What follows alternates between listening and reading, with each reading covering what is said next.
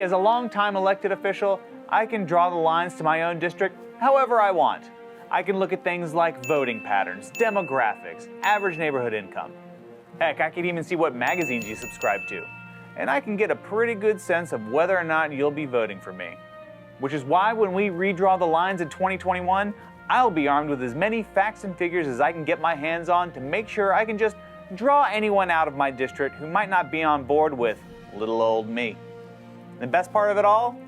Doing this is completely legal in Pennsylvania. That's right, using political data to choose the voters I want in my district, totes okay. During my campaign, I pledged to eliminate competition in elections and take away voter rights by redrawing district maps to make it easy for me to win every time I run. Now, there are some nonpartisan groups like Fair Districts PA who want to make political redistricting illegal. They like to ask my colleagues and me questions, and to be honest, it's super annoying and kind of rude. Sometimes they'll ask, is drawing district lines like this fair? Or does it undermine the foundation of our democracy? Or even, does it eliminate competition in elections? Gerrymandering has created an absurd reality where politicians now pick their voters. In America, politicians shouldn't pick their voters. It's why your district might be shaped like a corkscrew. But I do think it's very difficult for us to try to draw these lines. Fact is, gerrymandering has become a national scandal. It is absolutely essential that we block the gerrymandering ways. You're going to the polls to pick your representative, right? Wrong! One thing that the Supreme Court is considering that would help is to do away with the gerrymandering. Between 2002 and 2010, we held 265 congressional elections. Guess how many districts changed party hands? Only one. I think that a bipartisan citizens committee representing both parties and top-ranking citizens would perhaps do a job that would be based on the needs of the district. Democracy dies when citizens believe their votes don't matter. I believe gerrymandering is a moral issue that takes away the rights given to us in our Constitution to determine self-government. It's time for the people to decide who our representatives are, not the other way around. We're passionately against gerrymandering. They're stealing people's votes. And we've got to guarantee after 2020 that it doesn't happen again. I've been a Republican for about 60-some-odd years now. Really what it is, I think, is it's a citizens issue. To me, it goes to a crisis of faith in our democracy.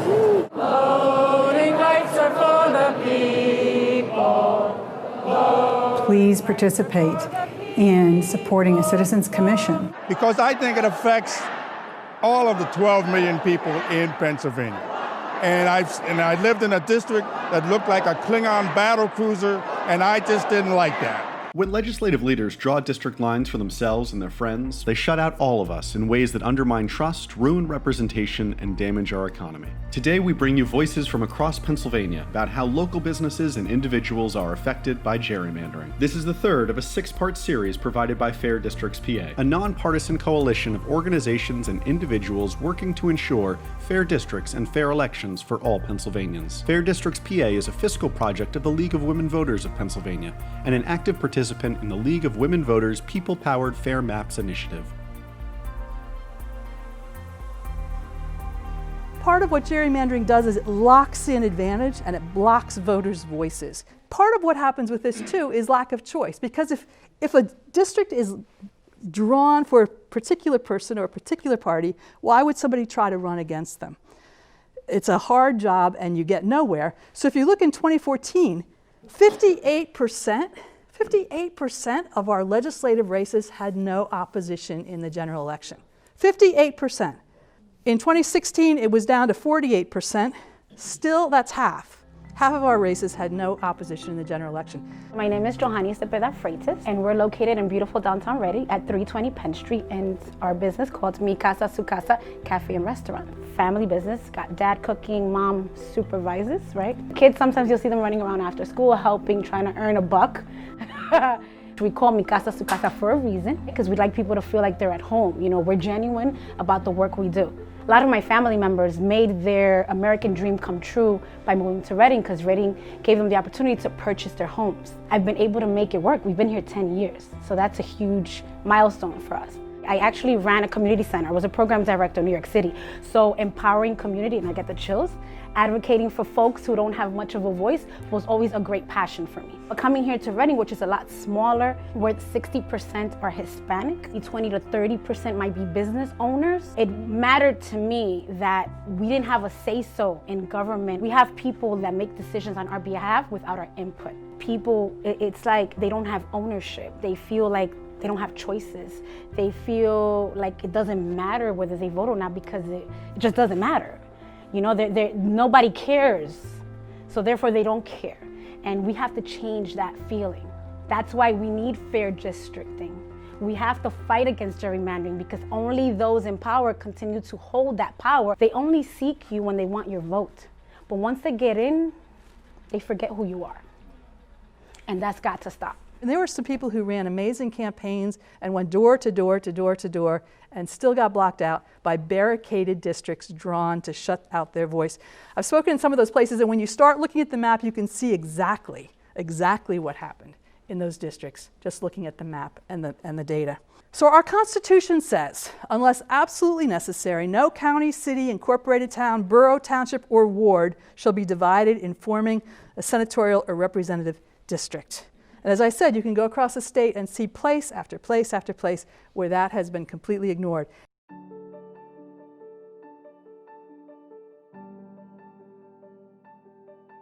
The faith and fairness thing came out of a concern that gerrymandering had been essentially honchoed by the Speaker of the House. We really wanted to address him. Our state senator, who was defeated in the primary, was always open. You know, you could get an appointment with him.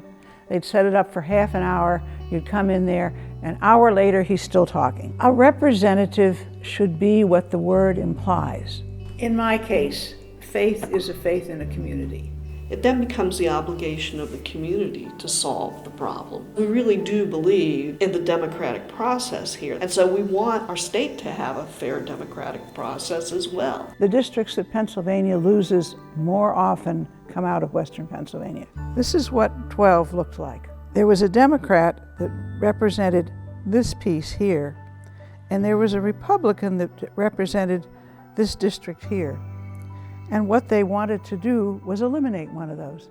So this is what they did to District 12. It goes like this, and like that, and like that. A swing district. This was a moderate district. It had been represented by a Democrat, then a fairly conservative Republican, and finally a Democrat who was right in the middle of the spectrum. So it was sort of personal for me there when this district got eliminated. This is the problem that has to be solved state by state. I have slides from Maryland and from Illinois that show the same thing that the Democrats did. This is a bipartisan problem that needs a nonpartisan solution. It's not just about parties. And that's the thing. Gerrymandering often is presented as one party against another. It is not about parties, it's about people. People like us whose voices are shut out. And it's also about policy. We started talking about policy. Are the policies you care about enacted? And with gerrymandering, it makes it almost impossible for the policies you care about to be heard, to be voted on, and to be put into place. There's a really important study done last year by Catherine Gale and Michael Porter from the Harvard Business School, Why Competition in the Politics Industry is Failing America. And they talk about the duopoly, the two-party duopoly that thrives on a narrative of division, of saying they're the enemy, they're the ones who are doing it wrong, and waving flags, and each side has their flag that they wave to get people angry and to get people to vote the way they want them to vote. And there's a lot of money in this. They call it the political industrial complex. And they talk about the money that's there and the reasons that political industrial complex wants to keep the current structures in place. There's a lot of power, there's a lot of money, there's a lot of influence for both sides. But as people, we pay the cost. Devastating implications for citizens, divisive rhetoric, gridlock, unfulfilled promises, no attempt at solutions, incentives not to solve problems, because once you figure out a reasonable solution, you can't wave that flag anymore, so you don't want to do that. You want to just keep accusing the other side. No accountability, and no countervailing forces to restore healthy competition. So how does that play out for us in Pennsylvania? Because of gerrymandering, those of us who may be on the left side of politics, if we're running for office, feel they have to go more to the left. Those of us who are toward the right of politics, because of gerrymandering, feel like they have to be more extreme to the right of politics. The partisanship that is created through gerrymandering does not encourage moderates to even exist. And it's a sad day in America when you can't be who you are. I'm Tim Stevens, Chair, Founder, and CEO of BPEP, the Black Political Empowerment Project. Centered in the Hill District of Pittsburgh, where I grew up, we advocate for all people to vote in each and every election, and that we have a democracy that works because everybody's participating. So when we have a system that does not allow everyone to participate, we have a breakdown in the democratic system. If you take color away and you're putting Democrats or Republicans in a district that in the long run does not allow those of whatever party to impact the decision making of all the residents or citizens of that district, you are indeed restricting the opportunity for democracy to succeed at the level it should. It may be people will just get sick of the partisan divide, and we may be at that moment in this country where it's so deep that some people see the need to calm things down and see the need to maybe buy into the concept of fair districting being something that is not a partisan thing. It is a fair thing to do. It is an objectively good thing to do.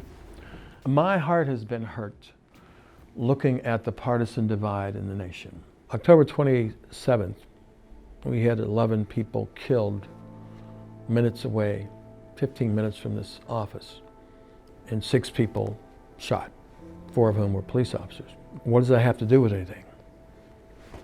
If you look at this poster, painting of Mother Emanuel AME Church, Charleston, South Carolina, 9 people were killed in their church service. We have to remember that there's more that unites us in this country than divides us. That could happen to any group for whom someone has an issue. We need to find ways to bridge who we are as people who may be different in some specific way, but we are all in the end citizens of the United States of America. Right now, many of us don't feel that unity with the nation. And that's not healthy, because on some other political moment, someone else will feel outside the system. So if we want to be part of the system, let's create a system that invites us all, makes us all feel welcome. And in the end, we will be more welcoming to each other.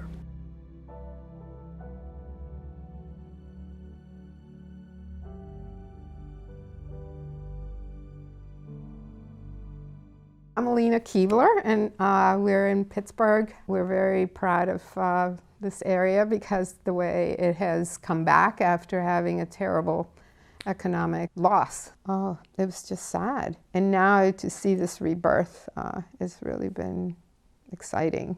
I was born in Cuba. I came to the U.S. when I was only 11. Before Castro, there had been a dictator, and my dad had worked in the underground against that dictator. Then when Castro took power, even though my dad wasn't in the same political party as Castro, he wanted to help. Castro had promised that there would be free elections and there would be a return to the Constitution. When Castro finally admitted that he was a communist, my dad said, you know, this is no place to raise kids, because he knew what communism meant in the long term. And so his job and his safety was threatened. My father was a big believer in democracy. He had been a Mason in Cuba, and Masons care about democracy a lot. When I've asked my mom, did she vote in Cuba, and she said, no, it didn't matter. And when I hear people say the same thing here, no, it doesn't matter, what's it going to lead to? And that is one of the things about gerrymandering one of the many things about gerrymandering that upsets me, is that it leads to people not voting because there's no reason to vote, right? Because the one party is going to be in power, so why vote? I think it's very threatening. And I don't like the polarization and the hatred.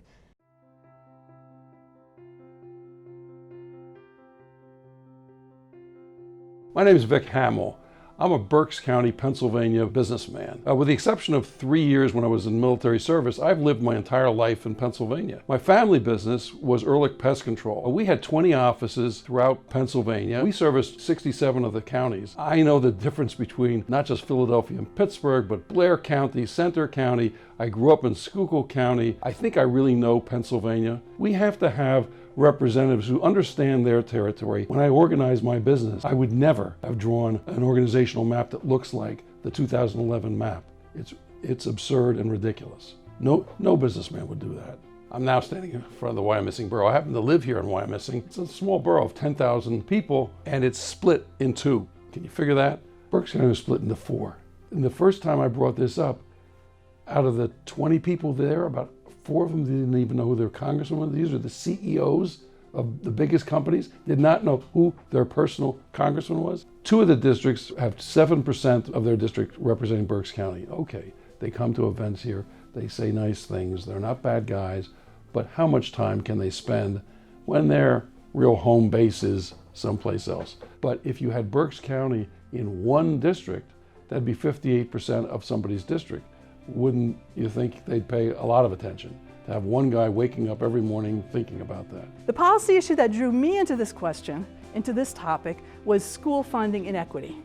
And I was concerned. I was a youth pastor. I worked in a very poor community, but I was from a wealthy community with a partnership in a poor community. And I was stunned to see the incredible difference in the school funding. The kids who needed school counselors the most had one school counselor in a school. These are kids who don't know anybody in college, who see trauma every day, and yet they have one school counselor. Whereas the kids who had every kind of therapy you could think of, everybody they knew had a doctorate or was a lawyer or had been to graduate school. Those kids had counselors following them around in the halls, asking them, which college are you going to go to? I was stunned at the inequity, and it's built into our state policy. It points to Harrisburg. That's where these decisions are made. And when I started studying it, I found out we have, as of the last time I looked, and I haven't found any research to contradict this, the greatest inequity in school funding in the country, twice that of the state average, and a long shot worse than the next most inequitable state, which is Vermont. If you look at the numbers, kids at a school like Bryn Athyn get 3 times the funding in their school per kid than a school like Mount Carmel.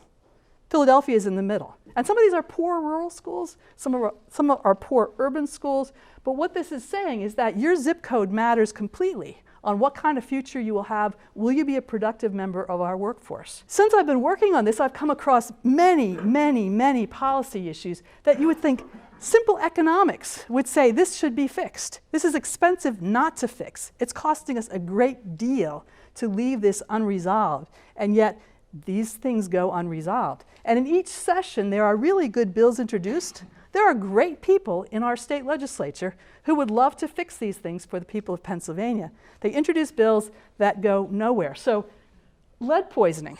I stumbled across this one and was really stunned. We have 18 cities in Pennsylvania that have higher levels of lead exposure than Flint, Michigan. And by a lot. This isn't just a little bit more, this is by a lot more. And in Flint, Michigan, the lead is in the water, so you can get around that by buying bottled water.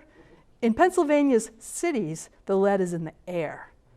You can't get around it by buying bottled air. So states around us that have aging housing have enacted policies that require mandated lead testing of children at certain ages and then mandated remediation, because they found that every dollar invested in lead hazard control results in a societal savings of as much as $221. How they got that exact number, I don't know. But when you think, a kid who gets lead poisoning, the brain damage that results is going to need extensive medical care the rest of their lives. They will never be a productive member of our communities. They will never be able to work. Their families will struggle to care for them all of their lives. It's a huge, huge cost. Wouldn't it make sense to figure out where that's happening and to solve it? And every session, there are legislators from those cracked out little communities, those cracked out cities like Allentown, who introduce legislation and it doesn't even move out of committee.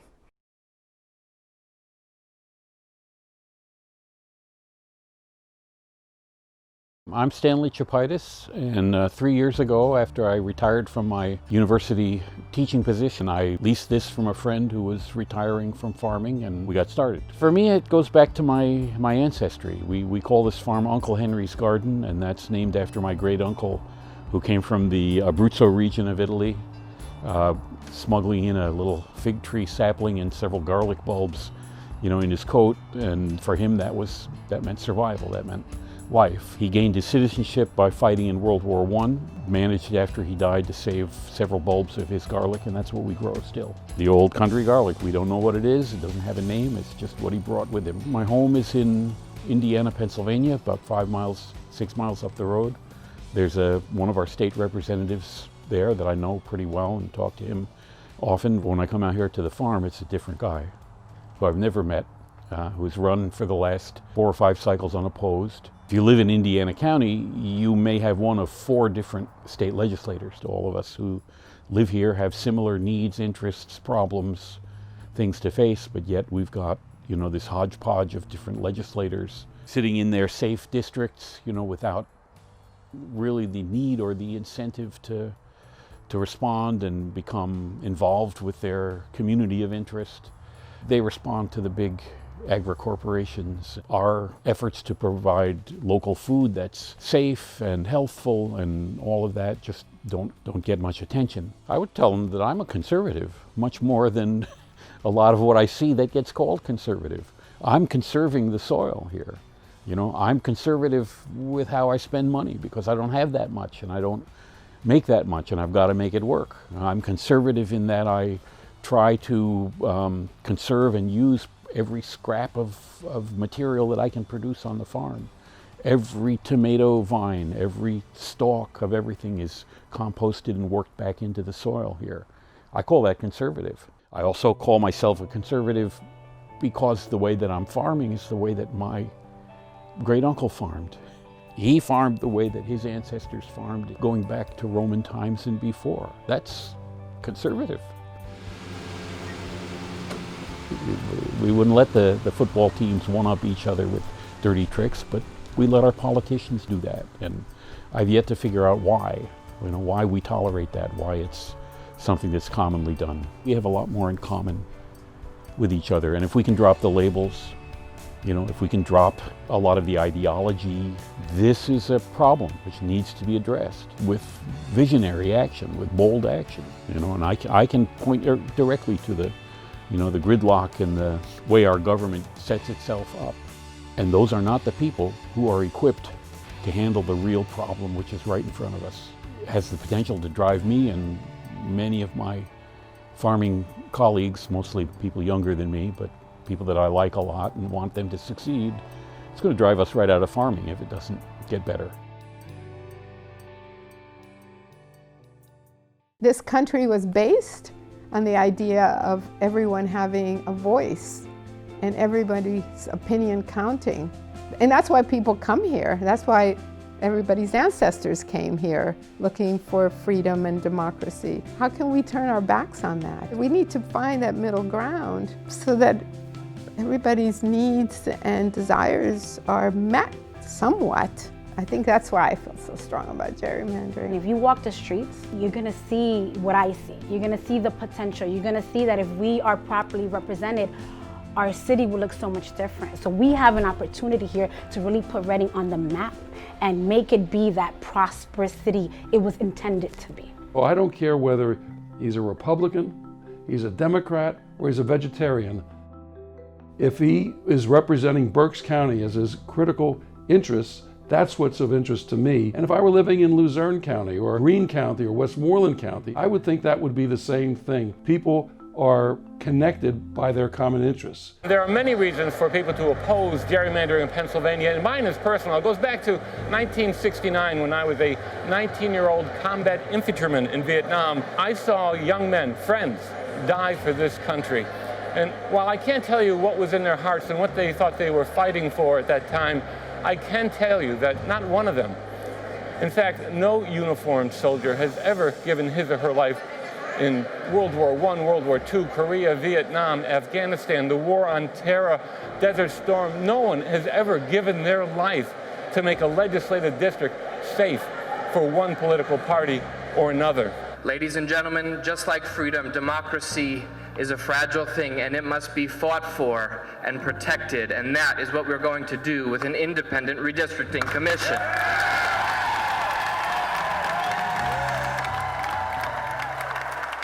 If you want fair, competitive elections, contact your legislator today. No, that's literally the opposite of what I want. Fair Districts PA has made it easier than ever to make your voice heard. Thank you for watching. Want to help change this? Sign the petition to end gerrymandering.